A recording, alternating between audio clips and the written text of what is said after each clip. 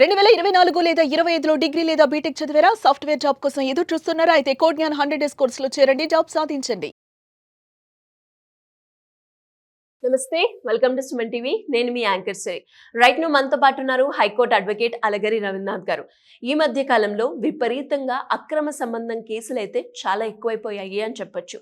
అందులో భాగంగానే ఎవరైనా కూడా ఎస్పెషల్లీ భర్త అక్రమ సంబంధం పెట్టుకున్నాడు అని తెలిసినప్పుడు భార్య చట్టాన్ని అప్రోచించి చట్ట ప్రకారంగా చర్యలు తీసుకోవాలి అంటే ఎలా ఉంటుంది, వాటి యొక్క ఆధారాలను ఏ విధంగా మనం సేకరించవచ్చు, వీటి గురించి క్లియర్గా ఎక్స్ప్లెయిన్ చేయడానికి మనతో పాటు ఉన్నారు అలగరి రవీంద్రనాథ్ గారు. అడిగి తెలుసుకునే ప్రయత్నం చేద్దాం. నమస్కారం అలగరి రవీంద్రనాథ్ గారు. నమస్తే అండి శ్రీ గారు. నాకు తెలిసి మీరు ఇప్పటి వరకు ఎన్నో రకాలుగా అక్రమ సంబంధం పెట్టుకున్న వాళ్ళని ఆ కేసుల్ని మీరు డీల్ చేయడం జరిగింది. సో మరి అలా ఎవరైనా కూడా భర్త అక్రమ సంబంధం పెట్టుకున్నాడు అని భార్యకు తెలిసినప్పుడు భార్య నేను చట్టాన్ని అప్రోచ్ అవ్వాలి అన్నప్పుడు చట్ట ప్రకారంగా తను ఎలాంటి చర్యలు తీసుకోవచ్చు, ఎస్పెషల్లీ ఆధారాలని ఏ రకంగా తను సేకరించవచ్చు అంటారు? లీగల్ పరంగా ముందుకెళ్ళాలి అంటే ఎలా ఉంటుంది సార్? కొద్దిగా బాధాకరమైన ఇలాంటి కంటెంట్స్ చేయడం విషయంలో బట్ లీగల్ అవేర్నెస్ చేయాలి. సమాజంలో ప్రస్తుతం నడుస్తున్నటువంటి సమాజంలో ఈ రకమైనటువంటి బాధలతో చాలామంది మహిళామణులు ఇబ్బందులు పడుతున్నారు కాబట్టి ఇటువంటి వీడియోస్ కొంత ఎడ్యుకేట్ చేసే ఉద్దేశంతో వీడియోస్ చేస్తున్నాం. పెళ్ళి అనేది చాలా ప్రామాణికంగా ఉన్నటువంటి ఒక వైవాహిక తంతు ఏదైతే ఉందో చాలా ప్రామాణికమైనది.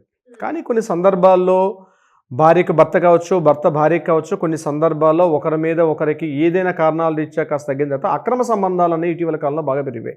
అది నేనే చెప్పలేదు, సాక్షాత్తు సుప్రీంకోర్టు కూడా అనేక సందర్భాల్లో తీర్పుల విషయంలో కూడా అలహాబాద్ హైకోర్టు అయితేనేమి, ఢిల్లీ హైకోర్టు అయితేనేమి, సుప్రీంకోర్టు కూడా ఈ రకమైన ఇల్లీగల్ అఫేర్స్ అన్నవి మన సొసైటీలో చాలా ఎక్కువగా చూస్తున్నాం. సో ఇటువంటి అక్రమ సంబంధాలని మనం కోర్టులో ప్రూవ్ చేయొచ్చా? తన భర్త తన కళ్ళ ముందే తనని కాదనుకుంటూ వేరే అమ్మాయితో రిలేషన్షిప్లో తిరుగుతునేటప్పుడు దీనిని మనం ఆ అమ్మాయి డైజెస్ట్ చేసుకోలేకపోతే, ఒక భార్య తన్ని డైజెస్ట్ చేసుకోలేదు, దీన్ని కోర్టులో ఎలా ప్రూవ్ చేయాలి, అసలు ఆధారాలు ఎలా సేకరించాలి, ఎటువంటి ఆధారాలు సేకరిస్తే కోర్టు యాక్సెప్టెన్స్ ఇస్తుంది, కోర్టులో ఎటువంటి ఆధారాలతో అతనిపై చర్య తీసుకోవచ్చా, చర్య తీసుకోలేమా అన్నది ఈ వీడియోలో మనం డిస్కస్ చేద్దాం. సో ఫస్ట్ హాఫ్ ఏంటంటే కోర్టు రెండు రకాల ఎవిడెన్స్ చూస్తుంది. ఒకటి డైరెక్ట్ ఎవిడెన్స్, రెండు సర్కమ్స్టాన్షియల్ ఎవిడెన్స్ అంటారు దీనికి. అంటే డైరెక్ట్ ఎవిడెన్స్ అంటే అక్కడ జరిగినటువంటి విషయాన్ని డైరెక్ట్గా చూసినటువంటి ప్రత్యక్షంగా ఉన్నటువంటి సాక్షుల్ని విచారణ చేసి దాన్ని డైరెక్ట్ ఎవిడెన్స్ అంటారు. సర్కమ్స్టాన్షియల్ ఎవిడెన్సెస్ అంటే ఎలా ఉంటుందంటే అక్కడ ఉన్నటువంటి ఇతరత్ర ఆధారాలు. ఈ సర్కమ్స్టాన్షియల్ ఎవిడెన్స్ని మాత్రమే మ్యాక్సిమం కోర్టు ఈరోజు పరిగణలో తీసుకునే పనిచేస్తుంది. డైరెక్ట్ ఎవిడెన్సెస్ అన్నది ముఖ్యంగా ఈ అక్రమ సంబంధాలు లాంటి కేసుల్లో కోర్టు పెద్దగా దాన్ని యాక్సెప్టెన్స్ ఇస్తున్నప్పుడు కూడా మ్యాక్సిమం డిపెండ్ అయింది సర్కమ్స్టాన్షియల్ ఎవిడెన్సెస్. సో ఇవి ఎలా ఉంటాయి ఇప్పుడు నేను మీకు చెప్తాను. దీనిలో ఫస్ట్ పాయింట్ వాట్సాప్ చాట్స్. అంటే తన భర్త వేరే అమ్మాయితో ఉన్నట్టుగా వాట్సాప్ చాట్స్ కానీ, కాల్ రికార్డ్స్ కానీ, టెక్స్ట్ మెసేజెస్ కానీ, సోషల్ మీడియాలో ఉన్నటువంటి ప్లాట్ఫామ్స్లో ఆ అమ్మాయితో మాట్లాడుతుంటే కాల్స్ లిస్ట్, చాట్స్ ఇవన్నీ కూడా ఒక సర్కమ్స్టాన్షియల్ ఎవిడెన్స్గా పరిగణలో తీసుకుంటుంది. నెంబర్ 2, రాత్రి సమయాల్లో కంటిన్యూస్గా కాల్ రికార్డింగ్స్ మాట్లాడుతుంటే దాన్ని కూడా ఎవిడెన్స్గా మనం మాట్లాడుకోవచ్చు. అంటే తన భార్య పక్కన ఉంటుండగా భార్యని పక్కన పెట్టి తన భర్త వేరే అమ్మాయితోటి కంటిన్యూస్గా అంటే నవ్వుకుంటూ మాట్లాడుకుంటూ, అంటే హద్దు మీరి ఏది మాట్లాడాలో ఏది మాట్లాడకూడదో అనుచితంగా ఒక రకం నుండి ఒక పరిధి దాటి మాట్లాడితే వాటిని కూడా కోర్టు సర్కమ్స్టాన్షియల్ ఎవిడెన్సెస్గా తీసుకుంటుంది.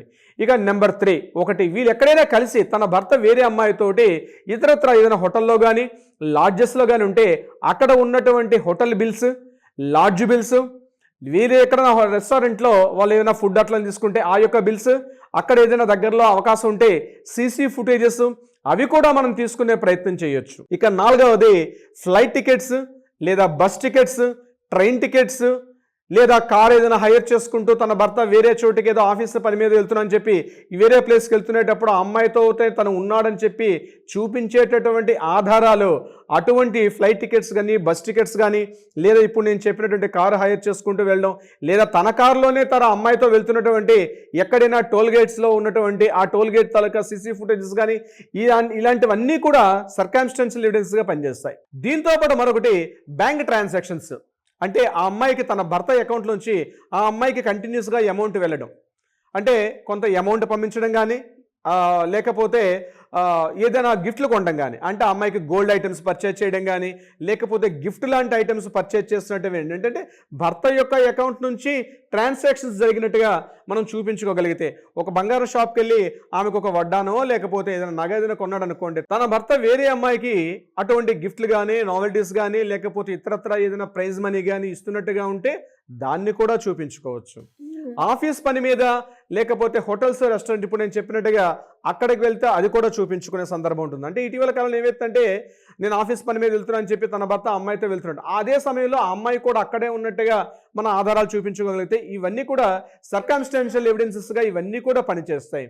లేకపోతే రిసార్ట్స్కి వెళ్తారు, లేకపోతే హోటల్స్కి వెళ్తారు, హిల్ స్టేషన్స్కి వెళ్తారు, లేకపోతే కొన్ని రకాలైనటువంటి నేను చెప్పినటువంటి అంటే థీమ్ ఈవెంట్స్ ఉంటాయి. ఈ థీమ్ ఈవెంట్స్ కూడా ఆమెతో కలిసి వెళ్తున్నట్టుగా ఉన్నటువంటివి ఇవన్నీ కూడా సర్కమ్స్టాన్సెస్ ఎవిడెన్సెస్గా పనిచేస్తాయి. అక్కడ ఆ వెళ్ళే సందర్భాల్లో కూడా తన ఫ్రెండ్స్ని తీసుకెళ్తూ ఈ అమ్మాయితో ఉన్నారు కాబట్టి అక్కడ అతను ఏదైనా ఎవిడెన్స్ని, నేను ఒక అమ్మాయితో వెళ్ళలేదు, నేను ఇతరత్ర వెళ్ళాను చూపించినప్పటికీ కూడా ఆ అమ్మాయి కానీ అక్కడ పార్టిసిపేషన్ చేసి ఇప్పుడు నేను చెప్పిన మిగిలినటువంటి ఎవిడెన్స్లు కూడా అందులో ఉన్నట్లయితే దానిని కూడా కోర్టు సర్కమ్స్టాన్షియల్ ఎవిడెన్సెస్గా తీసుకునే అవకాశం కూడా ఉంటుంది. అంటే ఏ రకమైన ఆధారం ఉన్నా సరే కోర్టు అన్నది దాన్ని పరిగణలో తీసుకుంటుంది.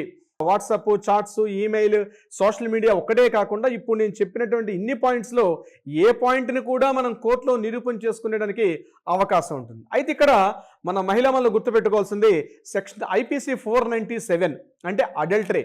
అంటే తన భర్త కేవలం తనతో కాకుండా ఇతర వ్యక్తులతో కలిసి ఉన్నటువంటి ఏదైతే ఉందో, ఇంతకు ముందది సెక్షన్ 497 అనేది క్రిమినల్ గ్రౌండ్స్లో చూసేవారు, అంటే అది చట్టరీత్యా నేరం, క్రిమినల్ యాక్టివిటీస్లో చూసేవారు. కానీ మనకి 2017లో Joseph Shine versus union of India అన్నటువంటి కేసులో సుప్రీంకోర్టు ఏం చేశారంటే IPC 497 అన్నటువంటి సెక్షన్ని అడల్టరీ ఇస్ నాటే, ఇది క్రిమినల్ కాదు, ఇది సివిల్ గ్రౌండ్స్లో మాత్రమే చూడొచ్చు అని చెప్పి ఎప్పుడైతే పెట్టారో, ఇప్పుడు నేను చెప్పినటువంటి ఈ ఆధారాలు ఇవన్నీ కూడా కేవలం హిందూ మ్యారేజ్ యాక్ట్ సెక్షన్ 13(1)(2లో ఏం చెప్తున్నారు, 1955 హిందూ మ్యారేజ్ యాక్ట్ ప్రకారం డివోర్స్ తీసుకోవడానికి మాత్రమే ఆధారాలుగా పనిచేస్తాయి.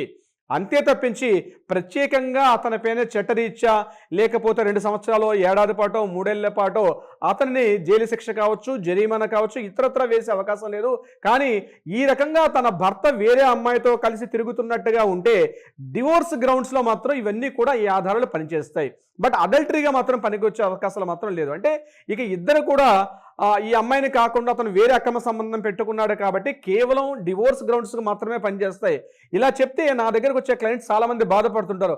అదెట్లా సార్, నేను పెళ్లి చేసుకున్నాను, అతనితో పాటు కలిసి 15 ఏళ్ళు 12 ఏళ్ళ పాటు కాపురం చేస్తున్నాను, మాకు పిల్లలు కూడా ఉన్నారు, నా భర్త తప్పు చేసి వేరే అమ్మాయితో కలిసి వెళ్తున్నప్పుడు చట్టరీత్యా అది ఎట్లా యాక్సెప్టెన్స్ అవుతుంది సార్, చట్టరీత్యా అది మీరు పరిగణలోకి ఎట్లా తీసుకుంటారు, అతని మీద వేరే శిక్షలు లేవంటే అవునమ్మా, ఖచ్చితంగా శిక్షలు లేవు. ఎందుకంటే చట్టం అనేది కేవలం ఇక్కడ క్రిమినల్ చర్యలు తీసుకోవడం కాదు. ఇప్పుడు నేను చెప్పినటువంటి 2017లో సుప్రీంకోర్టు ఇచ్చినటువంటి జడ్జిమెంట్ రీత్యా 497 ఎప్పుడైతే కొట్టేశారో, తన భర్త వేరే అమ్మాయితో అక్రమ సంబంధం కలిగినప్పుడు చట్టపరంగా ఎటువంటి చర్యలు తీసుకోలేనప్పటికీ కూడా కేవలం డివోర్స్ గ్రౌండ్ రియాలిటీకి మాత్రం ఖచ్చితంగా ఇప్పుడు నేను చెప్పే ఎవిడెన్స్లు కూడా అన్ని కూడా పనిచేస్తాయంటే, ఎలా ఉన్నాడు, తన భర్త వేరే అమ్మాయితో ఉన్నాడు కాబట్టి ఆ కారణంతో డివోర్స్ కావాలని చెప్పి కోర్టుకు అడగొచ్చు తప్పించి ఇతరత్ర కారణాల ద్వారా డివోర్స్ అనేది కొన్ని సందర్భాల్లో పనిచేయనప్పుడు ఇప్పుడు ఇవన్నీ కూడా ఆధారాలు కానీ సేకరించి పెట్టుకుంటే గొడవలు లేకుండా ఆ 2 కుటుంబాలని కూడా కోర్టు ద్వారా ఒక కోర్టు ఆర్డర్ ద్వారా ఖచ్చితంగా వాళ్ళు డివోర్స్ చేసుకునే అవకాశం ఉంటుంది, ఈ గ్రౌండ్ రియాలిటీస్ అన్నీ కూడా. బట్ ఏదేమైనప్పుడు కూడా భర్త అక్రమ సంబంధం అని చెప్పి అతని మీద చేయి చేసుకోవడం కానీ, అతన్ని కొట్టడం కానీ, అతన్ని తన కుటుంబ సభ్యుల మధ్య కానీ, ఊరి మధ్యలో కానీ, వీధి పెద్దల మధ్య, మత పెద్దల మధ్య, కుల పెద్దల మధ్య అతన్ని డిఫమేషన్ చేస్తే మాత్రం మరలా అతన్ని మీ పైన డిఫమేషన్ తీసుకునే చర్యలు కూడా ఉండే అవకాశం ఉంటుంది. డెఫినెట్గా మీరు చట్టాన్ని మీరు చేతుల్లో తీసుకోకూడదు. డెఫినెట్గా గుర్తుపెట్టుకోండి, అతను అక్రమ సంబంధాన్ని కలిగి ఉన్నాడు, అతను మీరు కాదనుకుంటున్నాడు కాబట్టి అతను వేరే అమ్మాయితో కలిసి ఉంటున్నాడు. సో వేరే అమ్మాయితో కలిసి ఉన్నప్పుడు మిమ్మల్ని వద్దనుకుంటున్నాడు కాబట్టి ఇక్కడ గ్రౌండ్ రియాలిటీ కేవలం ఫర్ డివోర్స్కి మాత్రమే చేస్తారు. ఈ వీడియో చూస్తున్న కొంతమంది సోదరులకి వారి మనోభావాలు దెబ్బతినే అవకాశం ఉండొచ్చు, కానీ చట్టాలు అదే ఉన్నాయి కాబట్టి అదే మేము చెప్పాలి, అదే విషయం ఉన్న వస్తుందని తెలియపరుస్తున్నాం. గొడవలు, కొట్లాడుకోవడాలు, ఒకరి మీద ఒకరు హత్య ప్రయత్నాలు చేసుకుంటే ఇవాళ మనం చూస్తున్నాం చాలా మర్డర్ కేసులన్నీ కూడా హత్య యత్నాలు, మర్డర్స్ చేసుకోవడం అంతా కూడా ఈ అడల్టరీ ఏదైతే అక్రమ సంబంధాలు దీన్ని దాటిస్తాయి వీటిని అడ్డుకట్ట వేయాలనే కోర్టు ఏం చెప్తుందంటే డివోర్స్ గ్రౌండ్ రియాలిటీగా ఇప్పుడు నేను చెప్తున్న కూడా కారణాలు పనికొస్తే తప్పించి అతన్ని మీద ఫిజికల్ హ్యాండ్లింగ్ చేయడం, కొట్టడం, చంపడం అనేది అది ఇంకొక క్రిమినల్ చర్య అవుతుంది. మరలా అది కూడా మీకు ఇబ్బంది కలిగే అవకాశం కూడా ఉండే అవకాశం ఉంటుంది సిరి గారు. మరి మీరు అన్నట్టుగానే సార్, ఇంకా ఇలాంటి సిచ్యువేషన్లో ఎవరైనా కూడా ఉన్నప్పుడు మేము చట్ట ప్రకారంగా ముందుకెళ్ళాలి, మాకు మీ గైడెన్స్ కావాలి అనుకున్నప్పుడు ఏ విధంగా మిమ్మల్ని అప్రోచ్ అయ్యే ఛాన్స్ ఉందంటారు? తప్పనిసరిగా సిరి గారు, ఎవరైనా ఇటువంటి కుటుంబ సంబంధాలు, బాంధవ్యాలు, రిలేషన్స్ వీటిలో ఇబ్బందులు పడుతుంటే తక్షణం ఒక అడ్వకేట్ సహాయం తీసుకోండి. కింద స్క్రోల్ అవుతుంది నెంబర్ని కాంటాక్ట్ చేయండి. మా లీగల్ టీమ్ మీకు అప్రోచ్ అవుతారు, క్లియర్గా మీకు ఇన్ఫర్మేషన్ ఇస్తారు, ఎలా చేస్తే న్యాయపరంగా సలహా సంప్రదింపులు ఇచ్చే ప్రయత్నం చేస్తారు. అది కాకుండా కోర్టుల్లో ఏదైనా వివాదం ఉంటే కూడా వాటికి పరిష్కారం అయ్యే దిశగా కూడా ప్రయత్నం చేస్తారు సిరి గారు.